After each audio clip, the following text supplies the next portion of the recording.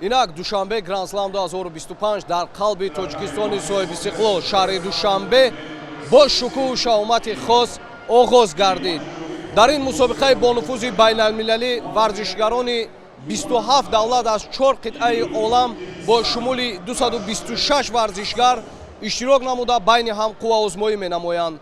ҷумҳурии тоҷикистонро дар душанбе гранд-слам 2025 36 варзишгар намояндагӣ мекунанд. дар рӯзи аввали мусобиқа аз ҷумҳурии тоҷикистон иштироки 14 варзишгар дар назар дошта шудааст. аз ҷумла дар вазни то 60 килограмм муҳаммадсолеҳ қувватов, лоиқ қутбиддинов, мерзод суфиев ва ҳақдод гулов, дар вазни то 66 килограмм обид ҷебов, эҳсон сафарзода, эмомалӣ нуралӣ ва ёсин бобокалонов байни мардон ва дар байни бонувон дар вазни 48 килограмм аҳлия муминова дар вазни то 52 килограмм, насиба карликова, зуҳал ҷумаева ва мадина қурмонзода ҳамзамон дар вазни то 57 килограмм александра кан ва раҳмия ханҷарбекова иштирок менамоянд. роҳандозии чунин мусобиқаи сатҳи байналмилалӣ шаҳодати дастгирӣ ва ғамхориҳои ҳамешагӣ президенти ҷумҳурии тоҷикистон пешвои миллат муҳтарам эмомалӣ раҳмон нисбат ба рушду оммавигардонии варзиш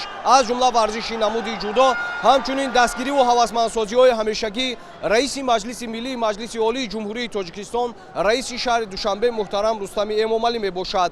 бори сеюм аст ки бузургтарин мусобиқаҳои ҷудои сатҳи байналмилалӣ дар қалби тоҷикистони соҳиби истиқлол шаҳри душанбе баргузор мегардад. соли 2023 душанбе гран-при 2023, соли 2024 бори нахуст душанбе гранд-слам 2024 ки дар он ҷудочиёни тоҷик ба гирифтани 7 медал мушарраф гарда буданд роҳандозӣ гардид ва ҳамакнун душанбе гранд-слам 2025 бо як шукӯҳу шаомати хос баргузор гарда истодааст.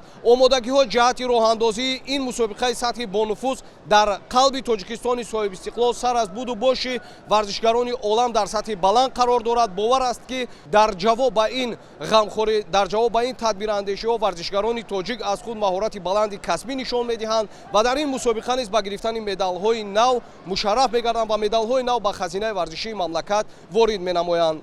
барои маблағи умумии ҷоизаҳо дар душанбе гранд-слам 2025 154 000 евро муқаррар гардидааст. ғолибони ҷойҳои аввал бо 5 000 евро, ғолибони ҷойҳои дуюм бо 3 000 евро ва ғолибони ҷойҳои сеюм бо 1500 евро сарфароз гардонида мешаванд ва бо итминон метавон иброз дошт ки варзишгарони тоҷик дар рӯзи аввали мусобиқа барои ҳимояи шарафи миллату давлати худ ба гирифтани медалҳои ин мусобиқаи бонуфузи байналмилалӣ шарафёб мегарданд ва медалҳои нав ба хазинаи варзишии мамлакат ворид менамоянд. юсуф ғанизода, зайниддин ҷабборзода, меҳрӯз ҷумаев барои барномаи иттилоотии ахбор.